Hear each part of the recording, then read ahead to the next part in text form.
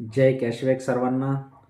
सर्व कंपनीचे सभासद, एजन्सी धारक, डिस्ट्रीब्युटर व तसेच आपल्या कंपनीचे सन्माननीय कोर कमिटी मेंबर सर्वांना माझा नमस्कार.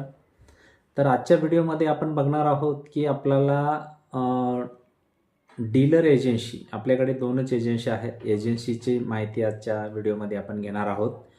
तर आपल्याला फक्त दोनच एजन्सी या ठिकाणी आपली कंपनी देत असते. तर एजन्सी कशी देते, तर कंपनीच्या डीलर एजन्सी संदर्भात आपण आजच्या तारखेमध्ये बोलणार आहोत. डिस्ट्रीब्युटर एजन्सी नंतर दुसऱ्या तारखेमध्ये किंवा दुसऱ्या व्हिडिओमध्ये आपण बोलणार आहोत. तर डीलर एजन्सी ही फक्त आपण काय करतो की तालुका वाईज डीलर एजन्सी एकच देतो, म्हणजे एका तालुक्याला एकच डीलर आपण नेमतो. त्याच्यानंतर एकदा एकासोबत जर ॲग्रीमेंट झालं तर परत आपण दुसऱ्याला ॲग्रीमेंट करून देत नाही.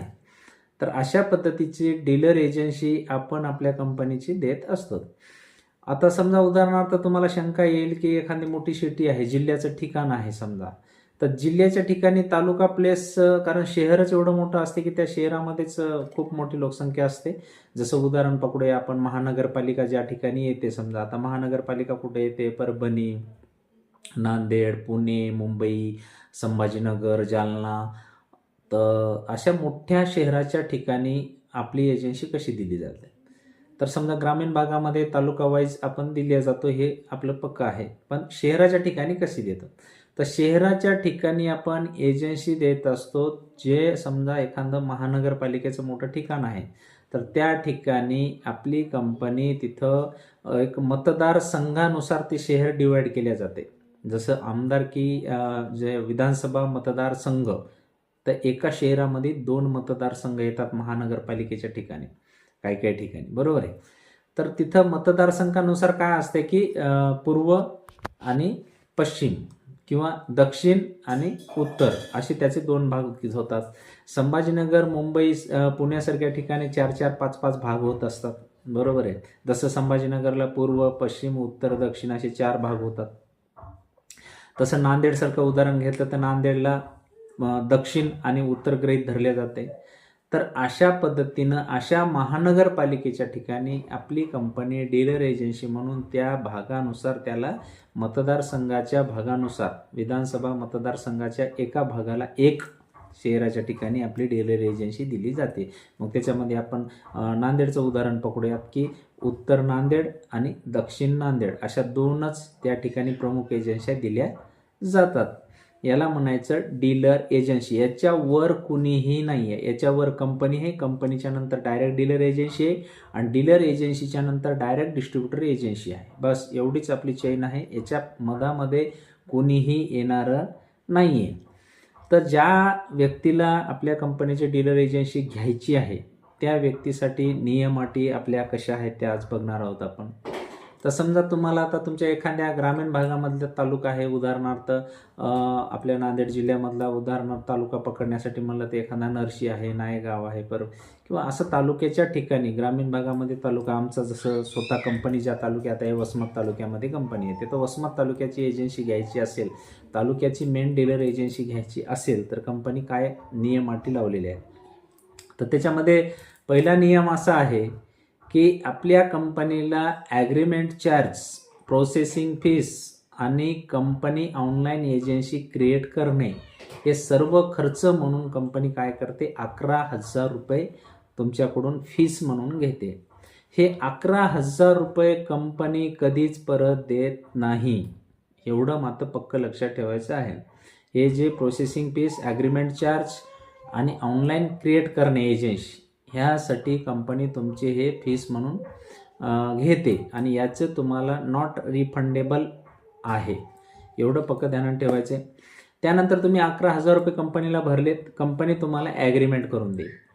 आता ते ॲग्रीमेंट कसं करून देईल कंपनी, की तुम्ही म्हणले नोटरी करून द्या, बॉन्डवर द्या, रजिस्टर्ड डॉक्युमेंट द्या किंवा कंपनीच्या लेटर हेडवर द्या, तरी कंपनी तुम्हाला ते लेखी ॲग्रीमेंट देते. आता ॲग्रीमेंटमध्ये काय असणार आहे, तुम्ही 11,000 रुपये भरल्याच्या नंतर कंपनी तुम्हाला ॲग्रीमेंट करून देईल. आता त्या ॲग्रीमेंटमध्ये काय नियम अटी आहे, तर पहिला नियम असा आहे की तुम्ही जे हे 11,000 भरलेले आहेत हे कधीही तुम्हाला परत मिळणार नाही, एवढं पक्क ठेवायचं आहे, पहिला नियम. दुसरा नियम असा आहे की कंपनीला त्यानंतर कमीत कमी स्टार्टिंगला सुरुवातीला एजन्सी घेतल्यानंतर डीलर एजन्सीला 50,000 रुपयाचं डिपॉझिट करावे लागेल. बरोबर आहे. जास्तीत जास्त लाखाचं करा, 2 लाखाचं करा, 5 लाखाचं करा, 10 लाखाचं करा, काही विषय नाही आहे. पण कमीत कमी 50,000चं डिपॉझिट करावे लागेल.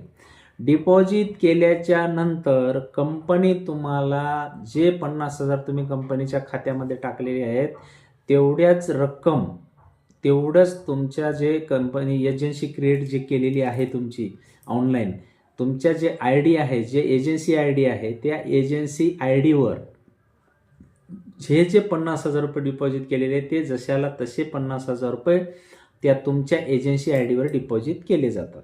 परत डिपॉझिट केल्याच्या नंतर त्या 50,000 रुपयामधून तुम्हाला कंपनीचे प्रोडक्ट मागवायचे आहेत, म्हणजे प्रोडक्ट रिक्वेस्ट करायची आहे, ऑनलाईन रिक्वेस्ट करायची. हे सगळा ऑनलाईन व्यवहार आहे, एवढं ध्यानात ठेवायचं आहे. हा व्यवहार सगळा ऑनलाईन आहे. त्यानंतर तुम्ही त्या 50,000मध्ये जॉईनिंगचे प्रोडक्ट म्हणजे हेल्थ आणि ॲग्रोचे प्रोडक्ट जवळपास 60% आणि 40% डेली नीड्सचे प्रोडक्ट सिलेक्ट करून तुम्हाला कंपनीला ऑर्डर टाकायची आहे. कंपनीला ऑर्डर टाकल्याच्या नंतर कंपनी काय करते, ते ऑर्डर स्वीकारते आणि त्या तुम्ही टाकलेल्या ऑनलाईन ऑर्डरनुसार कंपनी तुम्हाला तेवढं सामान 2 दिवसामध्ये तुमच्या घरी पोहोचती करते, तेवढे प्रोडक्ट तुमच्या घरी पोहोचती करते. हे महत्त्वाचा पॉईंट आहे.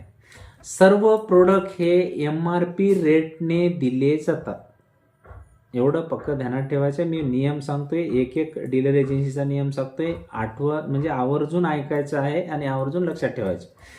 सर्व प्रोडक्ट डीलर एजन्सी धारकाला MRP रेटने दिले जातात. बरोबर आहे. आता MRP रेटनं दिल्याच्या नंतर प्रोडक्ट तुम्हाला 2 दिवसामध्ये पोहोचल्याच्या नंतर तुमच्या एजन्सी IDवर तुम्ही जेवढे प्रोडक्ट खरेदी केले तेवढ्याला तेवढे प्रोडक्ट ऑनलाईन सर्व आपल्या कंपनीच्या सभासदाला दिसतात. बरोबर आहे. त्यानंतर तुम्ही त्या एजन्सीवर आलेल्या प्रोडक्टनुसार आणि प्रत्यक्षात आलेले प्रोडक्ट, तुम्ही केलेली ऑर्डर आणि प्रत्यक्षात आलेले प्रोडक्ट हे जागेच तपासून घ्यायचे आहेत. तपासून घेतल्याच्या नंतर प्रोडक्ट क्लिअर आल्याच्या नंतर जर प्रोडक्ट क्लिअर आले नाही समजा आणि तुम्ही ते नंतर कंपनीला म्हणताय की हे प्रोडक्ट कमी आलं, ते प्रोडक्ट कंपनी ऐकून घेतल्या जाणार नाही. ज्या तारखेत प्रोडक्ट तुमच्याकडे येतात ते तपासून घेणं तुमची जिम्मेदारी आहे. त्याच तारखेमध्ये जे कोणी प्रोडक्ट घेऊन येईल त्यालाच तिथं सांगायचं आहे की हे प्रोडक्ट कमी आले किंवा डॅमेज आले, फुटका आले किंवा एक्सपायरी डेट आले, हे तुम्ही त्या ठिकाणी सांगायचं. त्यानंतर तुमच्याकडे प्रोडक्ट आलं. आता तुम्हाला हे MRP रेटनं तुम्ही प्रोडक्ट खरेदी केलेली आहे. आता तुम्हाला हे प्रोडक्ट याच्यावर कमिशन कसं भेटते. तर डीलर एजन्सी धारकास कमिशन 3 प्रकारचे भेटते. बरोबर आहे. 4 प्रकारचे कमिशन भेटते. आता 4 प्रकारामध्ये पहिला प्रकार कुठला आहे की आपल्या कंपनीमध्ये 1,500, 2,000, 3,000 आणि 5,000चं जॉईनिंग पॅकेज आहेत. तर तुमच्या एरियामध्ये आपल्या कंपनीच्या लीडर लोकांनी प्लॅन दिल्याच्या नंतर किंवा तुम्ही स्वतः प्लॅन दिल्याच्या नंतर, तुमच्या टीमनं प्लॅन दिल्याच्या नंतर ज्याची कोणाची जॉईनिंग येईल आणि ते पॅकेज, ज्या पॅकेजमध्ये जॉईनिंग येईल ते पॅकेज खरेदी करण्यासाठी तुमच्या एजन्सीवर आल्याच्या नंतर तो काय कराल, तुम्हाला त्यानं किती रुपयाच्या पॅकेजमध्ये घेतलं आहे तर त्यांनी समजा एक 5,000च्या पॅकेजमध्ये तो जॉईन होत आहे तर ते 5,000 रुपये तुम्हीच घ्यायचेत, एजन्सी धारकांनी घ्यायचेत आणि ॲक्टिवेशन त्याचा ID ग्रीन करणं, ज्याला आपण साध्या भाषेत म्हणतो ॲक्टिवेशन करणं, हे एजन्सी धारकाचं काम आहे. असं जॉईनिंग पॅकेजमध्ये ID ॲक्टिवेशन केला आणि त्याला जर तुमच्या एजन्सीहून मान गेला तर त्यावर तुम्हाला 7% म्हणजे 7% कमिशन आहे. लक्षात आलं. पहिलं कमिशन. आता दुसरं कमिशन असं आहे की जे तुमच्या एरियामध्ये आपल्या कंपनीचे जेवढे काही जॉईन असलेले सभासद आहेत कंपनीचे, त्यांची रक्कम कंपनी कपात करत असते. त्यांना रिपर्चेस माल खरेदी करण्यासाठी तुमच्या एजन्सीवर यावं लागतं, किंवा त्यांना मध्यंतरी प्रोडक्टची गरज भासली तर ते प्रोडक्ट खरेदी करायला येतात. बरोबर आहे. तर त्याला आपण रिपर्चेस प्रोडक्ट म्हणतो. रिपर्चेस म्हणजे काय?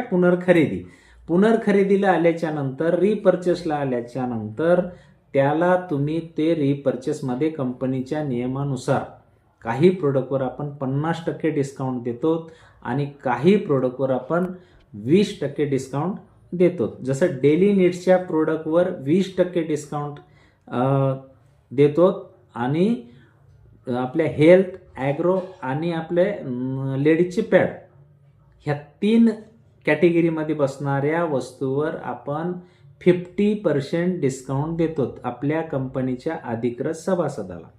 ह्या नियमाला धरून तुमच्याकडे कोणी जर रिपर्चेसला आलं तर त्याला या नियमामध्ये त्याला ते प्रोडक्ट द्यायचे आहे.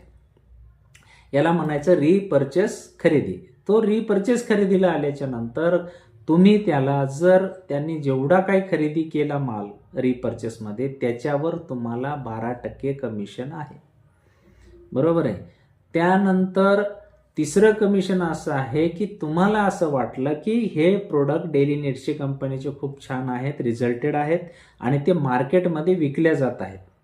तर ते मार्केटमध्ये जर समजा आपले सभासद नसलेल्या व्यक्तीला जर तुम्हाला विकायचे असतील किंवा विकायचं ठरवलं किंवा कोणी खरेदीला येत असेल, मी तुमच्या कंपनीत जॉईन होणार नाही पण मला हे प्रोडक्ट पाहिजेत, बरोबर, मला तुमचा डिटर्जंट पावडर पाहिजे, डिशवॉश लिक्विड पाहिजे, जे काय असेल ते आपले प्रोडक्ट जे आवडते ते, मिरची पावडर पाहिजे, हळदी पावडर पाहिजे, कॉस्मेटिकचे पदार्थ पाहिजे, इलेक्ट्रॉनिकमध्ये LED बल्ब पाहिजे, काय जे असेल ते मागेल तुम्हाला.